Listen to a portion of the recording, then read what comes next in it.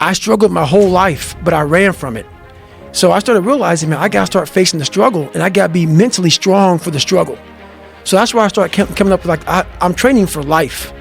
Mentally, I'm training for life. I'm not training for to lift 400 pounds.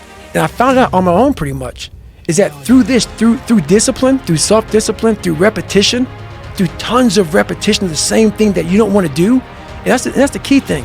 Through repetition of things you don't want to do, you develop mental, like an armor for your mind. You start to armor your mind because your mind's like, okay, we suffer every day. It's what we do. We do stuff that sucks every day. So then when the suck stuff comes, you're ready for it. And that's how I started coming up. I just started being very uncomfortable. And now it's like just a way of life. Like you had a radical shift. Like you just decided to not be a fucking loser. Right. And to start tightening up and start holding yourself accountable and get ready for things. So I had this my whole life. I mean, I don't know if people believe in God or what. I don't care what you believe in. There's been this unrelenting voice in my head. We all have this voice. It's the right or wrong voice. And a lot of times that voice guides us into comfort. And my voice guided me into comfort a lot. But I had this other voice I heard my whole life saying, hey, motherfucker, what are you doing? No, man, we got to go over here.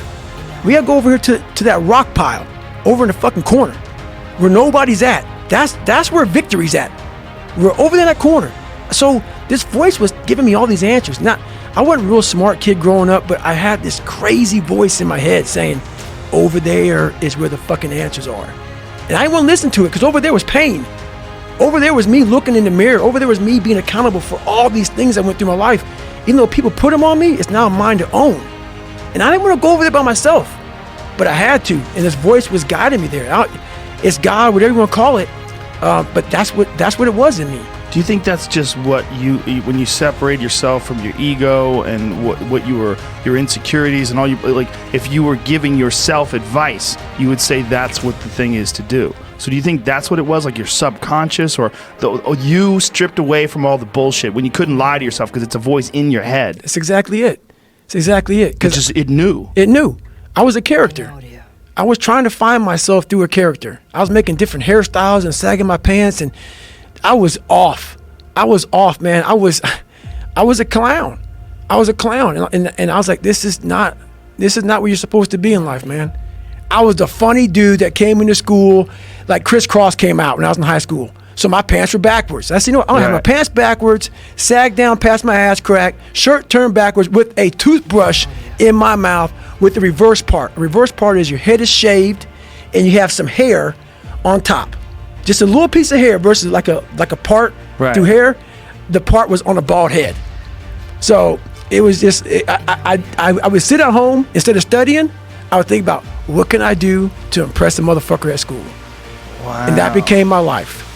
And that it's a long road to hoe to get to the guy who says, now, you don't ever smile on any podcast. You look so serious. I look at that shit. I'm like, you motherfuckers have no idea who I am, where I've come from to get here today. I found humor in my suffering. I was like, motherfucker, what are you doing out here, Goggins? Like, this is crazy. Like, you're literally trying to reinvent the wheel, but I was trying to reinvent my mind. And I used every single tactic possible to do that. I didn't want to live in this world where I was a fake human being anymore. And I was tired of blaming everybody for where I was at. So when I was going back through my life trying to fix who I am, the fucked up person I was, like, if your knee hurts, it's usually not your fucking knee that's hurting. It's something else, man. Like, it could be a tight quad. It could be the right leg if it's the left leg. You got to find out the origin of where all this shit began. And it was him. So I had to go back to where, my roots and the origin of all this happened, and it's hard to do that. Did you make peace with him? I made big peace with. So we didn't have a peaceful conversation. We left very Garanimal. He's a vicious man. He was a vicious man. I mean, medieval motherfucker. So I had become a medieval motherfucker at that time. I was 22 and I was the big boy, and so I was no longer the guy who was afraid. It was now like, hey, I want to kill you type of shit. And we were sitting at Denny's after an all-night skate or whatever the hell, he owned bars and skating rinks and shit like that. And so we were sitting down and we kind of got into it, and I just kind of left. But I had to make peace with it in myself. I could not hold on to that hate, because holding on to that hate was half the reason why I kept falling into the same pattern of failing. I had to start dumping off some baggage. I had to start figuring out me through him, and that's all he was there for. He was the origin. I had to figure him out, figure out why he was so evil to my mom, to me, my brother, and I had to start studying him. Like, a lot of people have situations where someone does something, and we all attack that person, like on the media. If someone does something wrong, everybody now is fucking perfect, and we now judge this guy. I don't judge him. I don't judge anybody. What I do is I start studying them. Why did they do that? Not in a judging way. I want to learn from you. And what'd you get out of your dad? I got that he grew up rough. He was very insecure, had a lot of kids, and his insecurities just trickled over onto us. So yeah, he jacked us up real good, but he never fixed himself. So if you never fix yourself, the next person in line is going to get the wrath. And we were next in line. You know, his first wife, killed herself or whatever happened, and got burned up in the house or some craziness. Man, there's a lot of stuff that goes on there that I didn't put in the book because I don't feel like going to court. Yeah. But yeah, this it was a lot of stuff.